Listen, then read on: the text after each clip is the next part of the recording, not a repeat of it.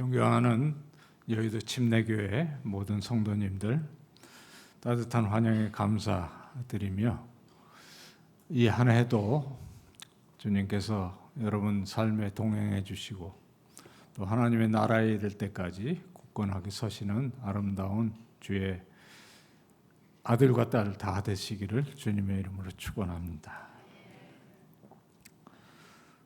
그런즉 너희가 먹든지 마시든지 무엇을 하든지 다 하나님의 영광을 위해서 하라.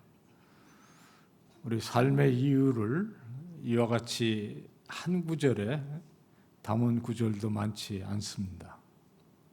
세상에 존재하는 모든 것이 이유가 있고 목적이 있지 않습니까? 밖에 환하게 비치는 이 태양은 우리들에게 빛을 주시기 위해서 있습니다. 이 마이크는 오늘 우리 성도님들에게 말씀을 잘 들려지게 하기 위해서 있습니다. 우리 사람의 존재하는 이유는 너무 다양해서 그리고 살아가면서 늘상 찾아야 되는 씨름이 될 수는 있습니다. 그러나 우리가 분명히 아는 것은 우리를 세상에 보내신 하나님께서 우리들의 삶의 이유 되신다는 사실입니다. 저는 총신대학에서 약 30년 학생들을 섬기며 또 생활을 했습니다. 학생들이 찾아와서 묻는 질문 중에 가장 큰 질문은 삶의 이유에 대한 것이었습니다.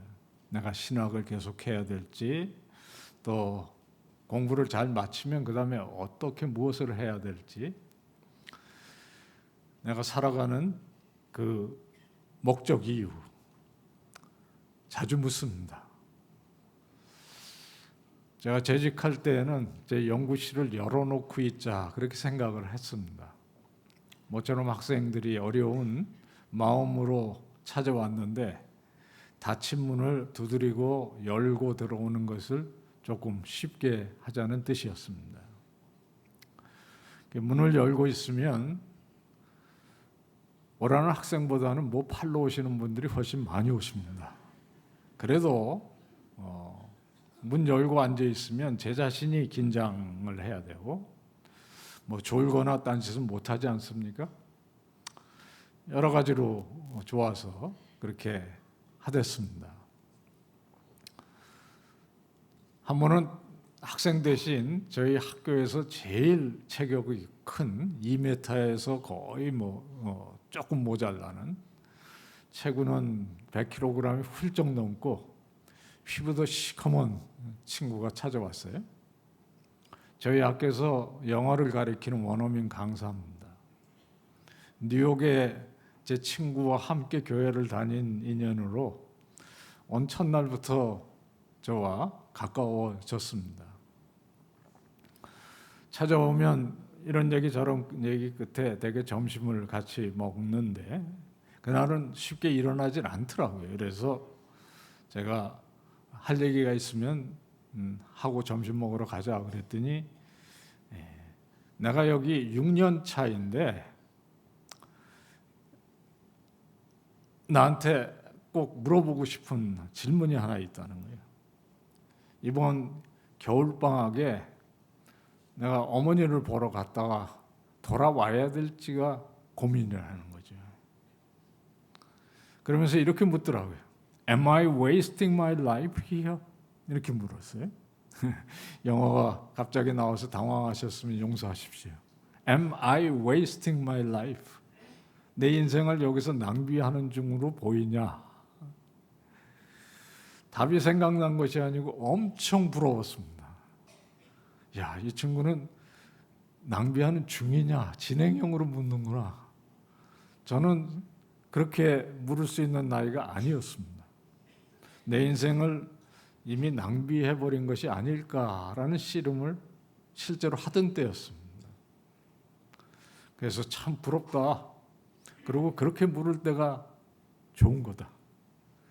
이번에 10시간 넘는 비행기 타는 그 시간에 앉아서 기도하고, 혹시 미국에 도착해서 하나님께서 더 좋은 길을 열어주시면 그건 참 좋은 거고, 그렇지 않으면 뭐 돌아오면 좋겠다.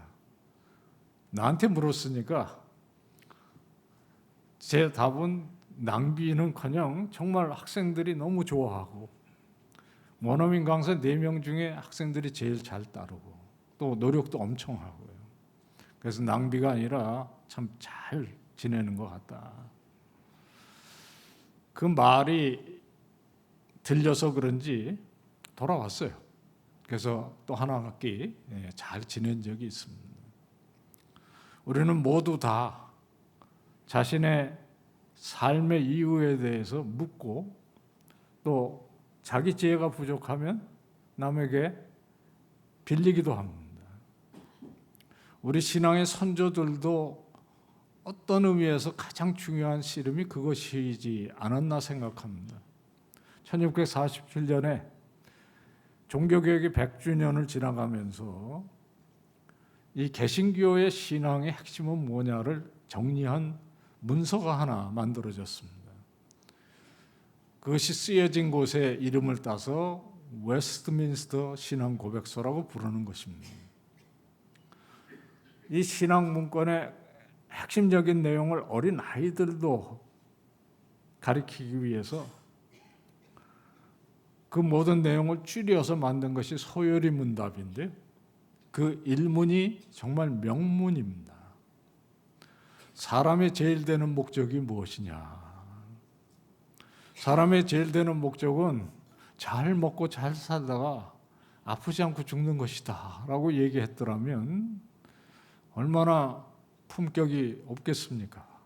지금까지 전해오지 않았을 것입니다. 사람의 제일 되는 목적은 첫째, 하나님을 영화롭게 하는 것이라. 그리고 그것을 영원히 즐거워하는 것이라. 유명한 목사님들이 모여서 그들의 지혜로 쓴 글이 아닙니다.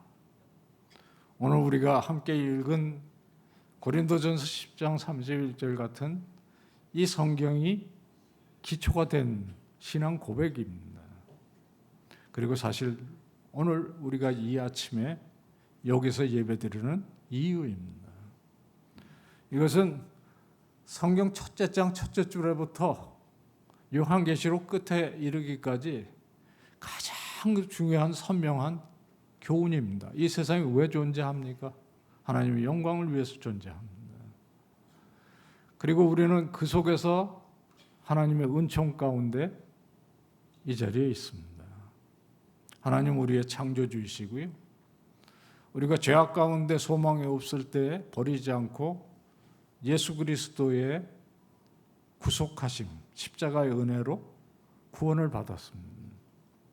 우리가 이 자리에 있는 이유는 우리 창조주 하나님 예배하는 것이고, 동시에 우리를 사랑하셔서 구원하신 예수 그리스도의 구원을 인해서 감사함으로 나온 것 아닙니까? 그리고 이것은 우리들의 삶의 이유이기도 합니다.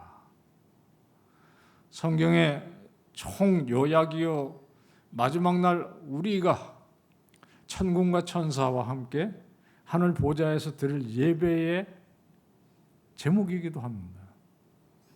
요한계시록 4장 11절에 우리 주 하나님이여 영광과 존귀와 찬양을 받으시기에 합당하시오니 주께서 만물을 지으신지라. 그런 1번 찬양이 그것입니다. 2번 찬양은 그 다음 장에 나오는 죽임당한 어린 양, 영광과 권세와 찬양을 받으시기 합당하시다. 그리고 그 다음 절에는 보좌에 앉으신 주님, 어린 양 함께 찬양하는 찬양에 우리들이 동참할 것이거든요. 그리고 이 자리는 그것의 준비요, 미리 맛보는 것일 수도 있습니다. 그리고 이것은 그냥 교리가 아니지 않습니까? 우리들이 살아가는 삶의 모든 환경 가운데 우리를 버텨주는 기초요, 그리고 모든 것을 이길 수 있게 하는 힘입니다. 욥을 생각해 보십시오. 욥은 이유를 알지 못하는 고난의 연속 가운데서 우리가 모태에서 벌거성이 적신으로 나왔고 적신으로 돌아간다. 주신 이도 하나님이시고 거두신 이도 하나님이시니 오직 여호와만이 찬양을 받으실지어다. 우리를 지으신 하나님을 찬양하는 이유는 우리들의 모든 것을 주시고 우리와 동행하시는 분이시다라는 찬양이고요. 그 위대한 신앙 고백이 혹독한 정말 끝을 알 수 없는 고난 속에서도 하나님을 찬양하는 이유가 된다면 우리들은 이 자리에서 찬양하는 이유를 고민할 이유가 있겠습니까?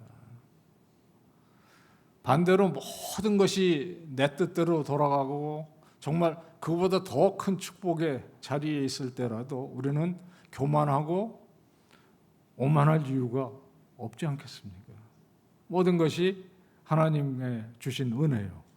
우리의 창조주의 선물이고 그리고 그 위에 우리에게 소망 없을 때 구원의 기쁨을 주신 주님. 그래서 주님을 찬양하는 이유가 되지 않습니까?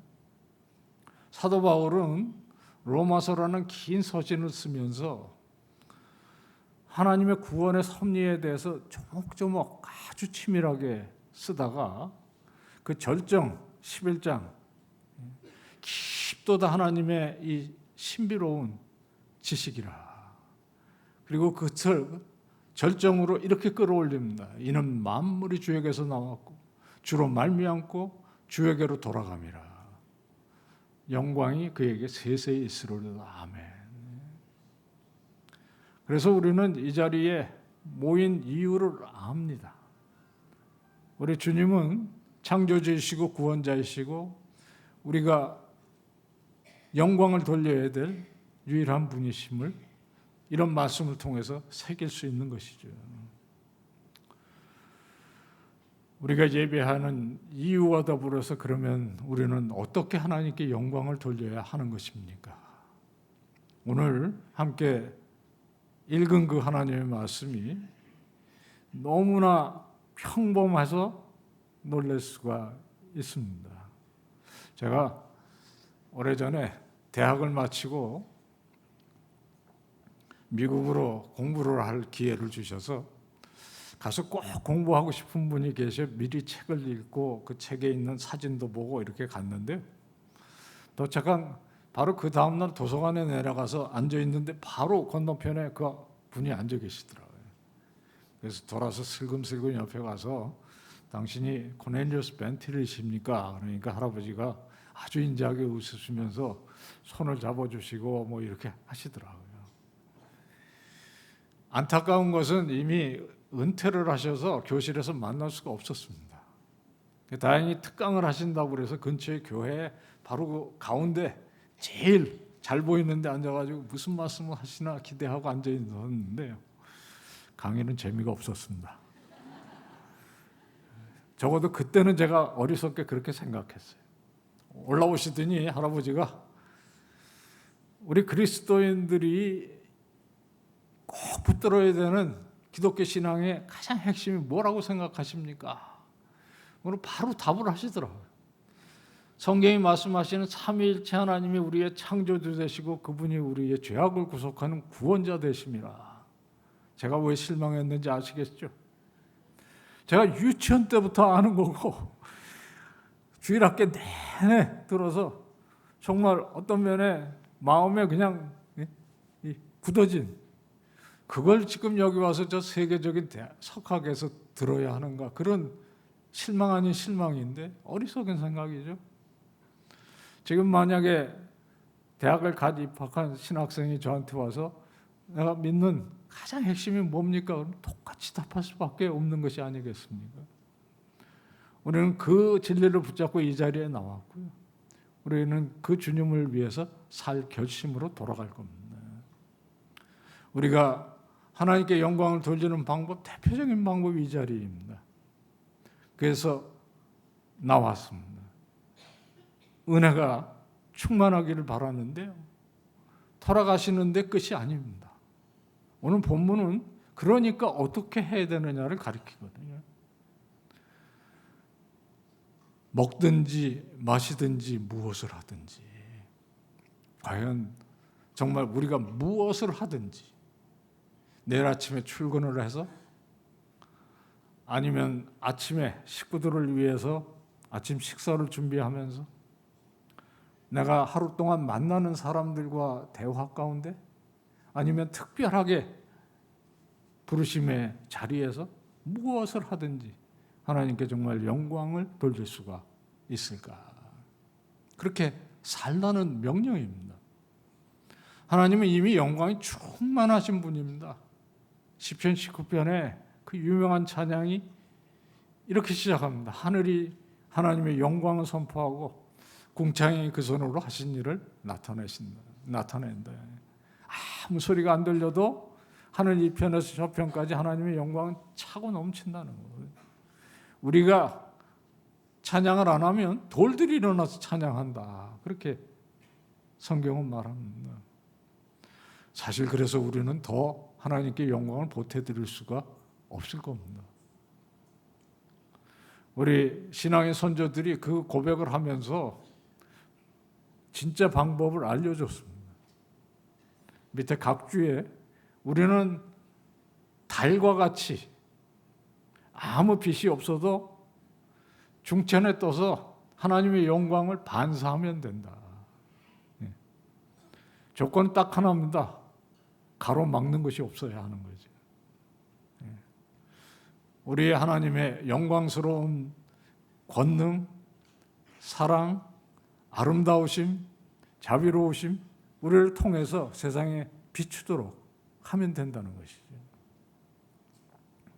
진리는 말씀 아니겠습니까? 우리 한국교회 140년의 역사, 하나님께서 부으신 은혜가 정말 많습니다. 세계 교회가 우러러보는 그런 교회인데, 과연 2026년 우리는 그 하나님의 영광을 가리지 않고 정말 어두운 세상을 위하여서 환하게 비치고 있는 것일까요? 여러분과 저는 한 사람의 주님의 딸과 아들로 그 하나님의 영광을 위해서 밝고 맑게 비추면서 살아가고 있는 것일까요? 우리가 그렇게 했더라면 한국 사회의 모든 영역에서 하나님의 영광을 받으실 뿐만 아니라 우리 그리스도인들을 향한 부러움 또 존경 넘치지 않겠습니까? 주님께서 우리 여의도 침례교회 사랑하는 여러 성도님들을 통해서 아낌없이 그 일을 이루시기를 축원합니다. 오래전에 제 친구들과 함께 정말 무엇을 하든지 먹고 마시는 일은 아주 일상적인 일입니다. 특별한 일이 아니죠. 국가를 위해서 여의도 국회에 진출하거나 이렇게 해서 큰 정말 세상이 놀랄 업적을 이루어야 되는 일이 아닌 이야기를 합니다. 사도 바울은 땅끝에 복음을 전하다 순교한 사람입니다. 그런데 하나님의 영광을 위해서 살라는 그 앞에 먹고 마시고 그리고 무엇을 하든지, 이것은 우리 모두를 향한 더할 나위 없는 격려입니다. 정말 무엇을 하든지 이게 가능할까? 저희 친구들이 모여서 이것을 좀 책으로 또는 정리할 수 있는 기회가 되면 좋겠다 해서요.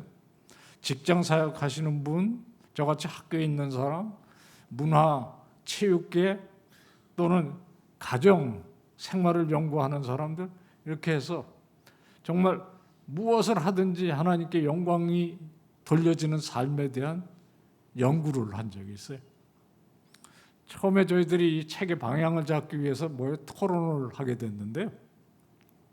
그중에 한 친구가 이런 토론은 정말 구체적인 제목을 가지고 해야 된다, 이렇게 제안했어요. 우리가 오늘 고스톱을 치면서 하나님께 영광을 돌리는 방법을 찾자, 이렇게 됐습니다. 여러분 고스톱이 뭔지 아시죠? 이거 시작하면 평소에 감춰졌던 인성이 나온다는 건데요. 그 아슬아슬한 현장에서 하나님께 영광을 돌리는 방법을 찾으면 다른 거는 상대적으로 쉬울 거다. 그래서 저희들이 진지하게 토론에 임했습니다. 판돈에는 욕심내지 말자. 따면은 11조 이상 헌금해야 된다. 남에게 바가지는 씌우지 않는다. 저희들이 진짜 놀란 제안은 이거였습니다. 시작할 때 통성기도로 시작한다. 마칠 때는 주기도문으로 패야 한다.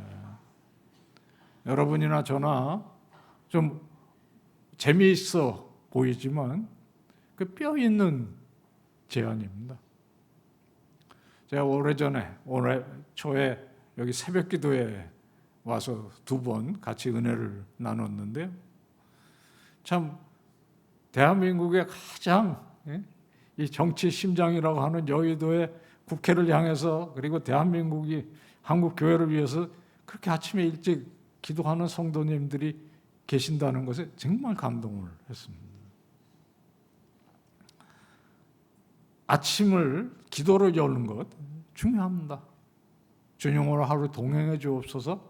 그리고 하루가 마친 저녁에 돌아와서 오늘도 함께 해 주심에 대해서 감사, 내일 더 힘있게 살기 위해서 기도하고 마치는 것 중요합니다. 그러나 진짜 중요한 것은 이 두 기도 사이 무엇을 어떻게 하느냐 아니겠습니까?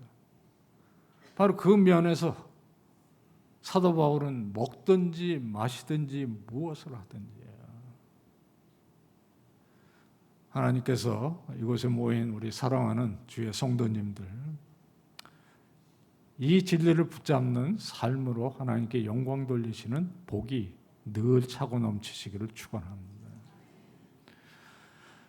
이 말씀에 아멘이 되는 그 심령은 그 다음에 따라올 하나님께 영광을 돌리는 삶이 즐거운 삶이라는 거예요.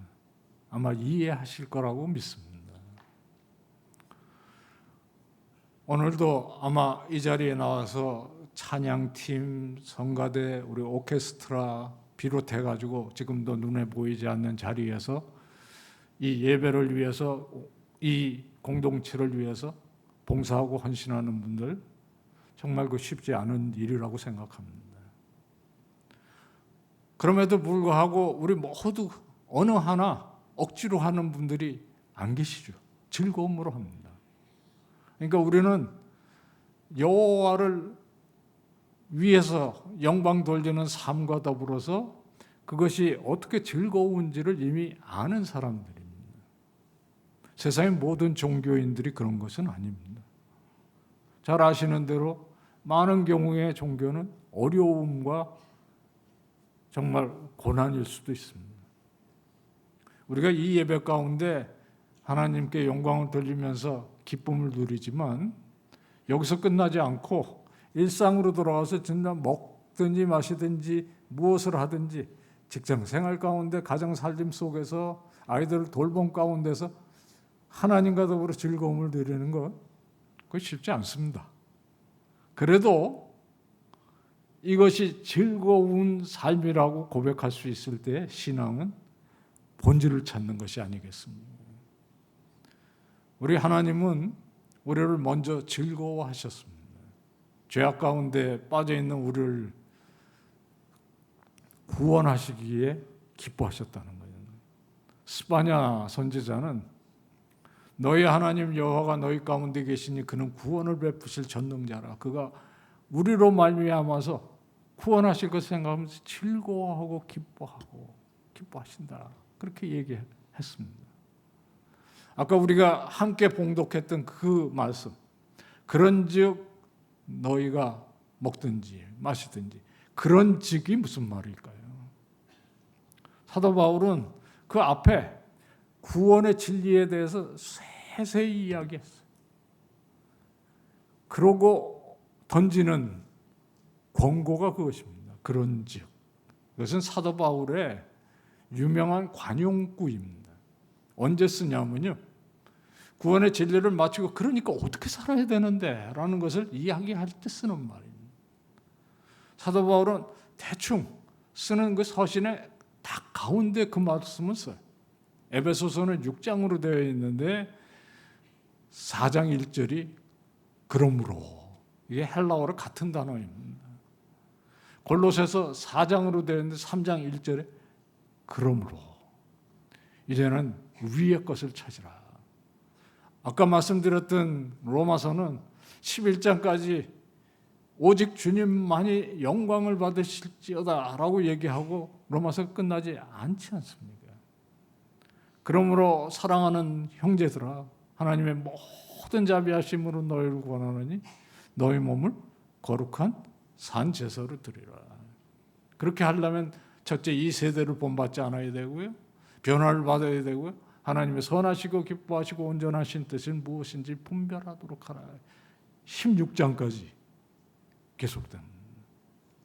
우리가 오늘 이 시간에 나와 예배를 드리고 은혜 받는 것 중요하지만 돌아가실 때는 기억해야 될 한마디가 있어요. 그러므로 우리가 어떠한 사랑 가운데 구원을 받았다면, 그것을 안다면 그 다음에는 당연히 그러므로. 스바냐 선지자의 그런 찬양과 더불어 하박국은요, 시작할 때 언제까지 이 고난이 계속됩니까? 언제까지 하나님의 백성이 이스라엘이 이방에게 짓밟혀야 하는 것입니까? 라고 시작했는데 불과 3장 뒤에는 그 유명한 찬양으로 끝납니다. 비록 무화과 나무가 무성하지 않고 포도나무에 열매가 없고 감람나무에 소출이 없고 들에 먹을 것이 없고 외양간에 송아지 없고, 모든 이 상황 가운데서도 난 여호와로 인해 즐거워하고 기뻐하네. 이것이 그리스도인의 품격 아닙니까? 우리는 그런 하나님의 사랑 가운데 살아갑니다. 그래서 기독교는 고난의 종교이기도 하지만 그 고난 가운데서 하나님과 더불어 즐거워할 수 있는 신앙입니다. 제 친구 하나가 이 위대한 신앙 고백이지만 너무 좋은 신앙 고백인데 자기는 신앙 고백 뒤에 한 단어, 그 다른 단어면 좋겠다 그런 적이 있어요. 그래서 뭔데? 그랬더니 영어로 앞부분은 glorify him, 그리고 뒤에는 enjoy him forever 이렇게 되어 있습니다. 이 친구 영국 사람인데요, 그 enjoy가 마음에 좀 그렇대요. 그래서 왜 그러냐 그랬더니 자기가 코카콜라 광인데 엔조이 그럼 코카콜라 이거부터 떠올린다. 어려서부터 이 선전 문구에 각인이 돼서 엔조이 그러면 코카콜라 이렇게 떠오른다. 제가 듣다가 그 영어를 우리가 번역해서 쓰죠. 우리말이 훨씬 더 좋다. 우리는 즐기자 하나님은 그런 표현이 아닙니다. 즐거워함. 이거는 인격적인 관계에서만 가능한 거거든요. 다른 종교는 신들을 즐기는지 몰라요. 우리는 하나님의 형상으로 지음받고 인격적인 하나님과 더불어 즐거워합니다. 우리 아들, 딸을 즐거워하듯이 우리 하나님께서 우리를 즐거워하신다. 그게 스바냐의 고백이고요. 하박국은 그거에 응답하듯이 우리는 그 주님을 즐거워하는 거예요. 사실 제가 찾아보니까 17세기의 영어의 enjoy는 우리가 생각하는 enjoy가 아니더라고요. 즐거워함입니다. 이 살아있는 신앙의 즐거움. 다른 종교는 흉내를 내지 못하는 것입니다. 제가 다른 종교를 폄훼하려고 드리는 말씀이 아닌데요, 어떤 종교는 삼보일배라는 것이 있습니다. 세 걸음 가면서 땅에 엎드려서 이게 일종의 수행인데요. 얼마나 힘들겠어요? 여의도같이 평지에 그렇게 하는 것도 아니고 저는 히말라야의 한 자락을 넘어가면서 삼보일배하는 사람을 본 적이 있습니다. 세상의 구원을 위해서 그렇게 소위 도를 추구하는 것, 그게 인간의 본성일 수 있거든요. 우리는 하나님의 사랑 가운데 이 자리에 나왔습니다. 그리고 그것에 더해서 우리 죄를 사하시죠. 우리를 의롭다고 칭하시죠. 우리를 아들과 딸 삼으시죠. 우리를 거룩한 사람으로 만들어 가십니다. 그리고 마침내 마지막에는 정말 하늘 보좌에 우리가 다 모여서 창조주 구원자 하나님을 찬양하는 복으로 나아가게 됩니다. 그것이 우리의 즐거움의 뿌리가 아니겠습니까? 제가 오래전에 한 운동선수가 텔레비전에 나와서 눈물을 뚝뚝 흘리면서 자기 아버지 얘기를 하는 것을 들은 적이 있습니다. 제가 놀랐어요. 왜냐하면 이 운동선수는 정말 강심장으로 유명한 사람이거든요. 이분이 마지막으로 뛰었던 팀이 로스앤젤레스의 다저스라는 야구팀인데 그 구장이 어마무시해요. 4만 명, 5만 명 들어오는 그 경기장에 투수였거든요. 공 하나에 모든 것이 걸려있으니 그거를 하여튼 끝까지 던져야 합니다. 공 하나가 던져질 때마다 함성, 야유, 또 모든 것을 견뎌야 되는 거거든요. 그거를 길게는 몇 시간씩 서서 하는 거거든요. 근데 그 사람이 자기 얘기를 하면서 아버지 얘기를 하면서 눈물을 뚝뚝 흘리는 것을 보게 된 거죠. 놀랐습니다. 저런 사람도 아버지 얘기를 할 때는 눈물을 흘리는구나. 자기가 중학생 때 공주중학교라는 데를 다녔는데 유니폼이 딱 하나였대요. 그래서 운동을 하고 돌아와가지고 옷을 벗으면 아버지가 너는 빨리 가서 쉬어라. 그러고 그걸 들고 나가서 찬물에 빠르는 그 소리를 들으면서 잠이 들었다는 거거든요. 우리 아버지의 사랑, 헌신, 내가 성공해서 갚아야 된다. 그게 오늘날까지 오는데 가장 큰 동기였다는 거예요. 제가 지금 야구선수 얘기를 하기 위해서 드리는 게 아닙니다. 우리는 우리의 옷이 아니라 우리의 전 인격, 우리의 모든 죄악을 씻으시기 위해서 하나님께서 그 아들의 십자가의 피로 우리를 깨끗하게 하신 거예요. 이것이 우리들의 삶의 이유입니다. 그 이유가 분명한 사람은 고난, 역경 또는 아무리 힘드는 것도 즐거움으로 받을 수 있는 거거든요. 삶의 이유가 분명하지 않으면 모든 것이 권태롭고 아무리 많은 보수가 주어지고 인기가 주어져도 얼마나 힘드는 줄 압니다. 그래서 여호와를 영화롭게 하는 것, 하나님을 창조자 하나님, 구원자 하나님을 영화롭게 하는 것이 우리의 즐거움이 되는 것이 아닙니까? 우리 사랑하는 여의도 침례교회 형제님들 그리고 자매님들, 정말 우리 창조주 하나님을 영화롭게 하고 그를 즐거워하는 것이 여러분들의 복의 복이 되시기를 축원합니다. 오늘 예배 가운데 이 아멘을 통해 주님께서 주시는 은혜가 힘이 되셔서 문을 나가실 때 외쳐야 되는 마음속에 담은 그 한마디를 기억하십시오. 그러므로. 저도 내일 아침에 그러므로 그러고 아무도 기다려주지 않는 도서관으로 갈 겁니다. 오늘 제가 1부 예배, 2부 예배 정말 은혜 가운데 이 3부 예배까지 이 시간까지 왔는데 살려주시면 4부 예배까지 즐거울 겁니다. 얼마나 저는 기쁜지 몰라요. 저같이 망가지고 형편없는 사람을 살려주셨고 또 지금까지 작은 일이라도 쓰임을 받게 하는 그 즐거운 일이거든요. 우리 나이가 문제가 아닙니다. 하나님께서 살려주시는 그때까지 적어도 이 땅에 있는 그 모든 순간들이 하나님을 영화롭게 할 수 있고 그것이 즐거우면 그것이 충분한 삶의 이유고요. 또 그것을 통해서 하나님께서 복 주시는 것을 누릴 수 있으니 얼마나 행복합니까? 우리가 그렇게 복받은 사람인 줄 믿으시기를 축원합니다. 우리 친구 얘기 그것으로 나눔을 마칠까 싶어요. 그 친구 이름이 마크 혹입니다.